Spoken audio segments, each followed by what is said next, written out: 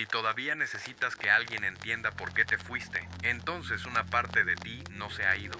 Saliste del chat, pero revisas si apareció un mensaje. Terminaste la conversación, pero sigues armando la respuesta perfecta mientras manejas o intentas dormir. Dejaste una relación, una amistad, un trabajo o una casa, pero tu cabeza continúa frente a la misma persona, ordenando fechas, frases y pruebas como si estuvieras preparando una defensa. Eso es lo humillante de explicar demasiado. A veces no estás buscando claridad, estás buscando autorización. Quieres que alguien apruebe tu cansancio, reconozca tu herida, confirme que no exageraste y te entregue una salida limpia, sin culpa, sin rumores, sin quedar como el malo de la historia. Entonces escribes mensajes largos. En el fondo esperas que la otra persona lea todo y por fin diga: tienes razón, yo fui injusto, hiciste bien en alejarte, pero casi nunca llega. No llega porque algunas personas no están interesadas en entenderte. Están interesadas en conservar intacta la versión que les permite dormir tranquilas. Entenderte les costaría demasiado. Tendrían que mirar su indiferencia, su egoísmo, su abuso, su inmadurez o su cobardía. Y hay gente que prefiere perderte antes que hacerse responsable de lo que hizo contigo. Lao Tse lo dijo con una frase que parece simple, pero corta por dentro. El que sabe no habla. El que habla no sabe. No significa que debas tragarte el dolor ni permitir maltratos en nombre de una calma falsa. Significa algo más incómodo. Cuando una verdad ya maduró dentro de ti, deja de necesitar teatro. Una puerta cerrada no necesita un discurso para demostrar que está cerrada. Vamos a mirar esa explicación interminable que se disfraza de madurez, pero muchas veces es apego, miedo y necesidad de permiso. Tal vez lo que necesitas no es encontrar las palabras exactas, sino dejar de arrodillarte frente a quien convirtió tus palabras en otra forma de mantenerte atrapado. Explicar puede ser noble cuando hay disposición real a escuchar. Una conversación honesta puede ordenar el dolor, reparar un daño o impedir que un malentendido se vuelva a distancia. El problema empieza cuando usas el lenguaje para resucitar algo que ya murió. En ese punto, explicar deja de ser comunicación y se vuelve dependencia. Vuelves a la misma escena con mejores argumentos, cambias el tono, suavizas una frase, haces el mensaje más racional o más sensible. Nada funciona, porque el obstáculo no era la forma del mensaje. El obstáculo era la falta de voluntad del otro. Hay personas que sí entienden, pero hacen como si no. Les conviene confundirte. Mientras discuten tu tono, evitan mirar lo que hicieron. Te dicen intenso para no decirse responsables. Te llaman rencoroso para no admitir que nunca repararon nada. Te acusan de ser frío cuando por fin dejaste de incendiarte para darles calor. Ese mecanismo te obliga a defender dos cosas al mismo tiempo: la verdad de lo que viviste y tu derecho a reaccionar. Llegas diciendo «esto me dolió» y terminas explicando por qué tienes derecho a doler. Empiezas señalando un límite y terminas justificando tu personalidad completa. La conversación se vuelve un pantano. Cada paso que das buscando claridad te hunde un poco más. El veneno está en creer que si hablas mejor, por fin te van a entender. A veces no necesitas mejorar la explicación, necesitas aceptar el diagnóstico. Estás hablando con alguien que usa tu necesidad de claridad para mantener abierta una puerta que ya deberías cerrar. Una conversación viva no siempre es cómoda, pero produce realidad. Alguien escucha, reconoce, pregunta, asume algo, intenta reparar. La conversación muerta solo consume combustible emocional. No abre camino, administra confusión. Si cada intento de explicar te deja más ansioso, más culpable y más pequeño, la pregunta ya no es qué otra frase puedes usar. La pregunta es por qué sigues poniendo tu dignidad en una mesa que nunca la cuidó.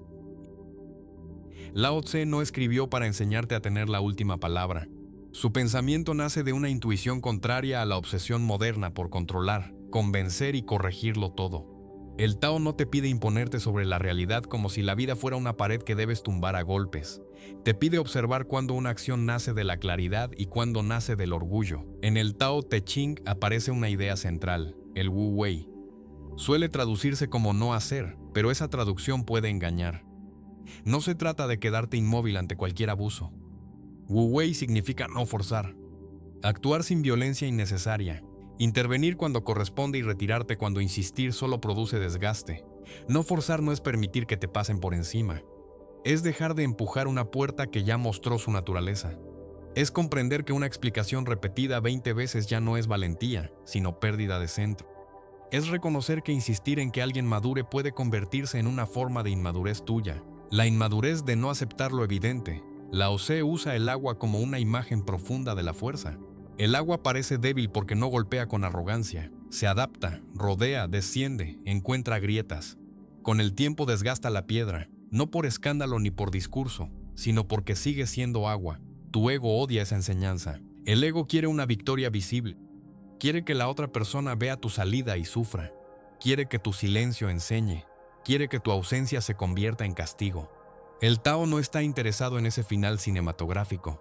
No busca que la piedra aprenda una lección. Busca que el agua no pierda su movimiento. Ese es el punto que más cuesta aceptar cuando estás herido. No siempre recuperas tu vida ganando la conversación.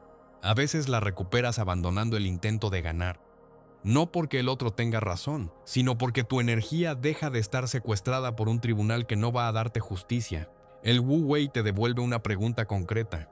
¿Este mensaje nace de mi claridad o de mi desesperación? ¿Esta conversación pone un límite o me mantiene unido a la persona a través del conflicto?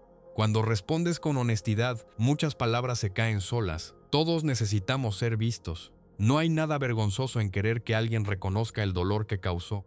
Cuando una herida fue negada durante mucho tiempo, escuchar sí, eso ocurrió, puede devolverle estructura a una mente confundida. El problema empieza cuando conviertes esa validación en requisito para vivir. Si tu paz depende de que la misma persona que te hirió sea también la persona que te libere, le estás pidiendo al veneno que prepare el antídoto. Muchas veces sigues explicando porque todavía hablas con una versión imaginaria del otro. Una versión capaz de entender, llorar, pedir perdón y decir las palabras que te faltaron. Te aferras a esa posibilidad porque aceptar lo contrario sería brutal. Quizá esa persona no puede darte nada más que confusión. La mendicidad emocional aparece cuando entregas tu centro a cambio de una migaja de reconocimiento. No ruegas de rodillas, pero vuelves a escribir.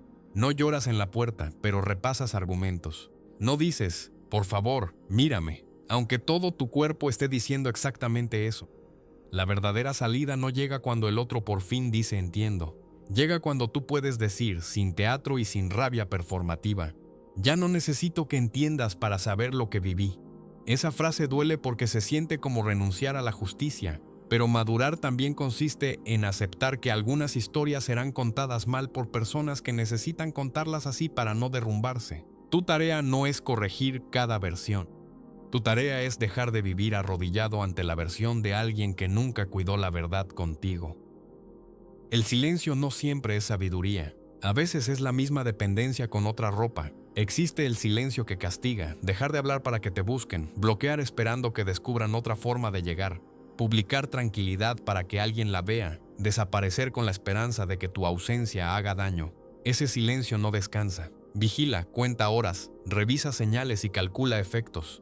No es libertad, es una conversación muda. También existe otro silencio, mucho más difícil y menos espectacular. No busca producir culpa, no necesita público, no pretende educar al otro. Surge cuando una persona entiende que seguir hablando la está traicionando. Ese silencio no tiene nada que demostrar, por eso se siente raro en una época donde todo parece necesitar anuncio, explicación y evidencia. La diferencia entre ambos se revela con una pregunta simple. Si esa persona nunca se entera de tu silencio, si nunca pregunta por ti, si nunca se arrepiente, ¿igual sostendrías tu decisión? Cuando la respuesta es no, todavía hay una parte de ti esperando pasos en el pasillo. Eso no te hace débil, te hace humano. Casi todos creemos estar soltando antes de admitir que seguimos negociando con la esperanza. El silencio que libera se siente menos dramático. No busca aplausos, puede doler mucho, pero no necesita convertir el dolor en espectáculo. Callar no significa que no tengas razón. Significa que tener razón no sirve si para demostrarlo tienes que seguir viviendo en guerra. Si lo que estás escuchando te está llegando, hay alguien en tu vida que también lo necesita escuchar. Compártelo. Y si quieres que sigamos teniendo estas conversaciones, suscríbete, seguimos. Deja de explicar. La última palabra tiene un poder adictivo. Parece cierre, pero muchas veces es continuidad. Te promete una salida limpia, un mensaje final, una despedida impecable, un argumento tan claro que nadie pueda torcerlo. El problema es que siempre habrá alguien dispuesto a torcerlo. Puedes escribir con cuidado quirúrgico y aún así te llamarán cruel. Puedes retirarte con respeto y aún así dirán que abandonaste. Puedes poner un límite legítimo y aún así alguien lo narrará como egoísmo. Hay personas que no buscan entender tu acto, buscan una forma de proteger su imagen ante él. La madurez empieza cuando dejas de defender tu dignidad frente a personas comprometidas con malinterpretarte. Esa frase no es resignación, es economía espiritual, tu energía es finita. Cada vez que entras a corregir una mentira, pospones una parte de tu vida. En el amor quieres dejar claro que no te fuiste por capricho. En la familia buscas que alguien reconozca una herida antigua sin convertirla otra vez en exageración. En el trabajo sueñas con un correo final que deje temblando la estructura. En una amistad, tal vez basta con dejar de escribir primero para descubrir que no había vínculo, sino costumbre sostenida por tu esfuerzo. Muchas historias quedan injustas. Alguien va a contarte mal, alguien va a omitir la parte donde te cansaste después de años. Aceptar eso duele, pero también libera. No puedes construir una vida nueva mientras sigues litigando una historia vieja. Lo más difícil de dejar de explicar no es el silencio hacia afuera, es lo que aparece adentro. Durante mucho tiempo, la explicación te dio una ocupación, un mensaje pendiente, una conversación imaginaria, una respuesta por ensayar, una versión que defender. El conflicto era una cárcel, pero al menos sabías dónde estaban las paredes. Cuando sueltas esa necesidad, aparece un espacio extraño. Ya no tienes que revisar si escribió ni perfeccionar la frase. Entonces se asoman cosas que habías postergado, tu cuerpo cansado, tus decisiones, tu cuarto, tus rutinas rotas, tus proyectos detenidos, la soledad que tapabas con discusiones mentales. Ese vacío puede sentirse como abstinencia. La mente buscará su dosis habitual, escribir, mirar, revisar, imaginar que esta vez sí entienden. No confundas esa ansiedad con una señal. Muchas veces es solo el sistema nervioso intentando volver a un patrón conocido, aunque ese patrón te destruya. Aguantar ese espacio exige más fuerza que mandar otro mensaje. A veces la fuerza se ve como una persona sentada con el celular en la mano, respirando, eligiendo no enviarse otra vez al mismo lugar. Poco a poco, la energía empieza a regresar. No vuelve como euforia, vuelve como claridad. Ahí entiendes algo incómodo. Explicabas demasiado porque mientras explicabas no tenías que vivir. Mientras defendías el pasado, no tenías que construir presente. No se trata de callar por orgullo ni de volverte una persona fría. Se trata de recuperar la diferencia entre expresarte y rogar comprensión.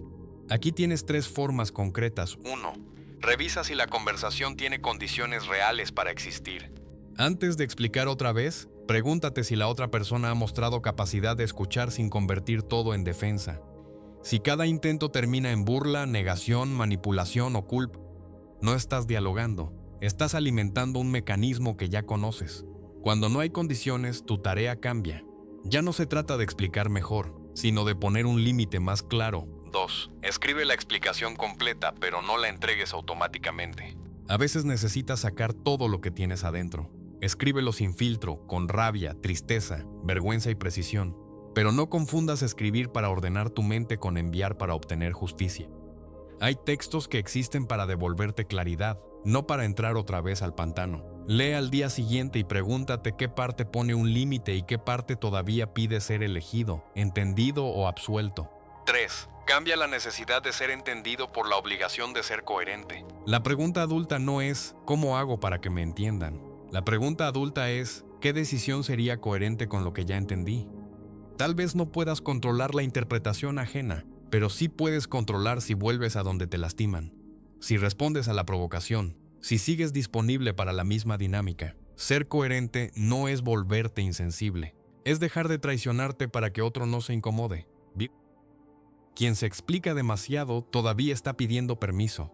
Permiso para doler, para irse, para no volver, para dejar de sostenerlo todo, para aceptar que ya no puede más. Pero nadie tiene que autorizar tu cansancio. Nadie tiene que firmar tu límite.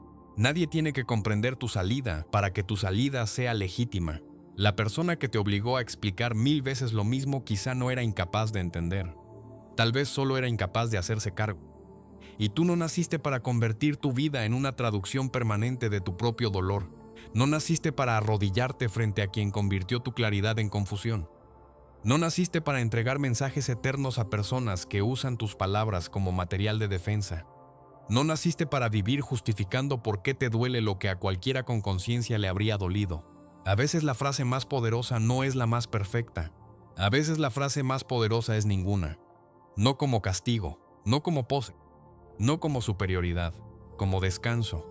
Irte sin ruido no significa que no dolió. Significa que ya no vas a usar el dolor como cuerda para seguir amarrado. Callar no significa que no tengas razón. Significa que por fin entendiste que la razón también puede volverse una cárcel cuando necesitas demostrarla ante quien no quiere verla. El agua no le explica nada a la piedra. No la convence, no la insulta, no le ruega, no le pide permiso. La rodea y sigue hacia el mar. Esa imagen parece simple, pero contiene una revolución interior. Dejar de vivir como si cada paso tuyo necesitara aprobación de aquello que te detuvo. Quizá todavía quieres una última conversación. Quizá fantaseas con que esa persona despierte y entienda todo, pero puede que la vida no te entregue esa escena. Puede que no haya confesión, reparación ni frase perfecta. Entonces tendrás que elegir entre dos formas de dolor: el dolor de irte sin ser entendido o el dolor de quedarte explicando hasta desaparecer. La pregunta que te queda esta noche es esta: ¿de verdad quieres que esa persona te entienda? ¿O tienes miedo de irte sin que alguien te diga que tienes derecho a hacerlo? Hay personas que prefieren una mentira tranquila, y hay personas que prefieren una verdad que duele si eres de los segundos. Este canal es tuyo, suscríbete. Esto no ha terminado.